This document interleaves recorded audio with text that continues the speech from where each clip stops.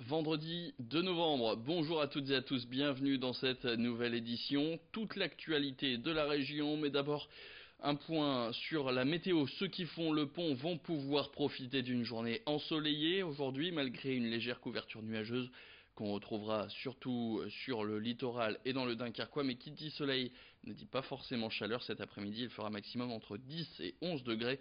Les prévisions météo plus complètes sont à retrouver à la fin de cette édition. On commence d'abord l'actualité avec un portrait, celui de l'entreprise Francal, une entreprise basée depuis plus de 30 ans du côté de Marc-en-Barœul. Elle est spécialisée dans la conception de sacs d'emballage pour de grandes marques comme par exemple Disney. Et depuis un an, le gérant a décidé de se diversifier. Alors après avoir assisté à un congrès de la firme américaine, il s'est rendu compte que si Mickey et ses amis étaient déclinés sous des milliers de produits dérivés, il n'existait pas de bougies parfumées logotées de ces célèbres grandes oreilles.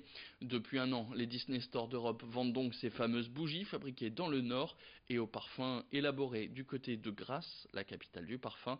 Écoutez tout de suite le gérant de Francal, Geoffrey Marquand, au micro de Xavier Sidi. Pour moi, il était très important que sur la bougie, on fasse vraiment du Made in France. La France reste quand même la marque internationale pour les parfums. On a quand même la capitale Grasse, qui est la capitale mondiale du parfum en France. Et l'idée, c'était vraiment de faire un produit très qualitatif. Donc, Made in France, local. On s'est associé avec un très grand cirier de la région pour couler la cire et les parfums dans les verres. Et tous les autres intervenants sont locaux aussi.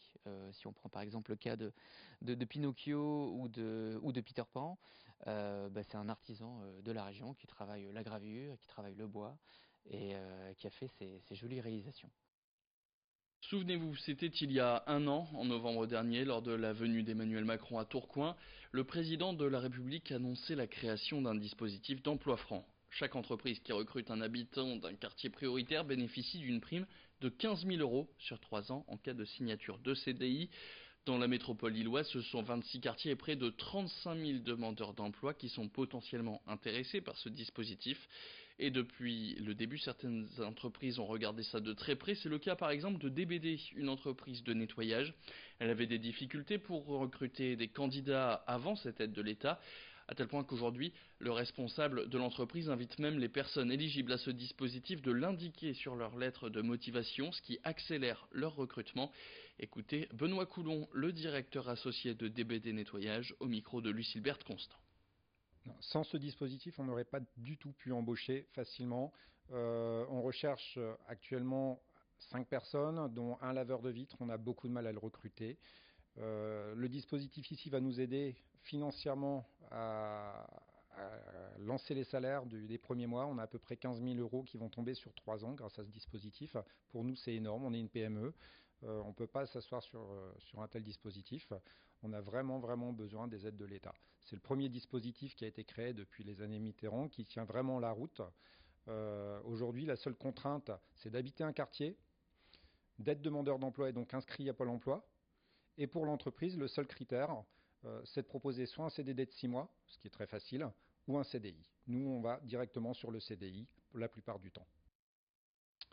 On vous avait déjà présenté la plus grande bouquinerie d'Europe, la bouquinerie des Flandres, qui est située du côté de la Gorgue.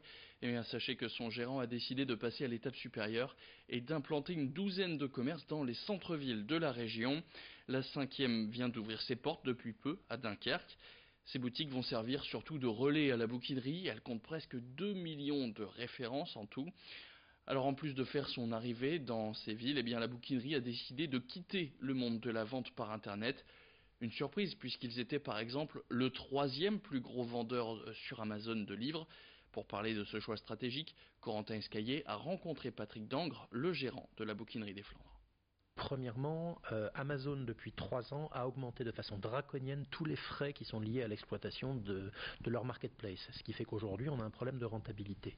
Le deuxième élément, c'est que les frais postaux ont augmenté de 60% en 3 ans, ce qui veut dire qu'à nouveau la rentabilité pose problème. Mais il y a un troisième élément qui est assez peu connu, c'est que Amazon a une façon de traiter ses partenaires vendeurs qui est absolument ignoble, ce qui veut dire qu'aujourd'hui on est en lutte contre Amazon et on va véhiculer la bonne parole disant qu'il faut que les gens retournent dans les librairies, retournent dans les bouquineries au lieu d'acheter sur Internet.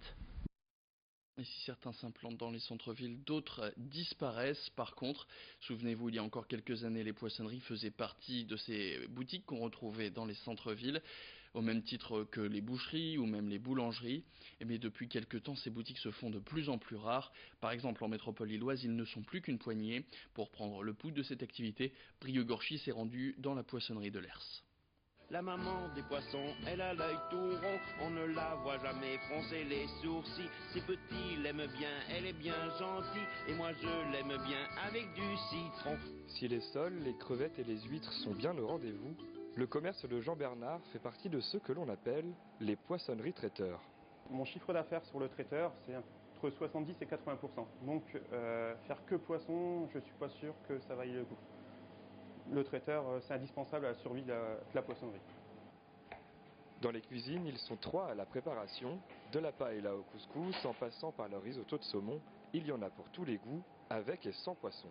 Là, on est sur une entrée froide, donc une coquille saumon-crevette, avec un petit lit de légumes, des légumes frais. Un produit qui tourne plutôt bien. C'est l'incontournable du magasin. Développer l'activité de traiteur pour préserver celle de poissonnier, un pari nécessaire, mais salué par la clientèle.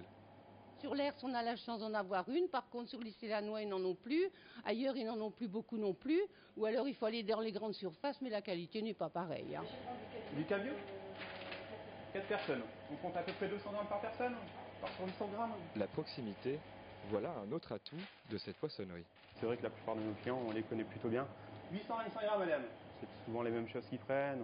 Voilà, c'est leur nom, leur prénom. Et monsieur n'est pas là aujourd'hui, pourquoi ci, pourquoi ça. Voilà. Les petites communes, c'est ce qu'il y a de mieux. Et voici madame.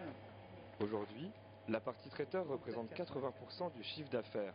Une preuve, s'il en fallait une, que le métier de poissonnier est en train de se renouveler. Merci madame.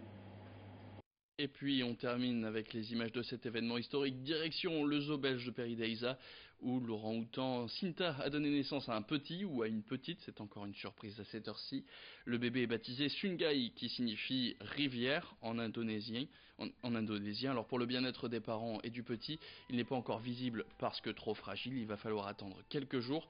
Cette naissance est surtout une bonne nouvelle pour cette espèce classée en danger critique d'extinction, car victime du braconnage et de la destruction de leur habitat naturel, la forêt, qui est remplacée par des palmiers à huile qui produisent la fameuse huile de palme.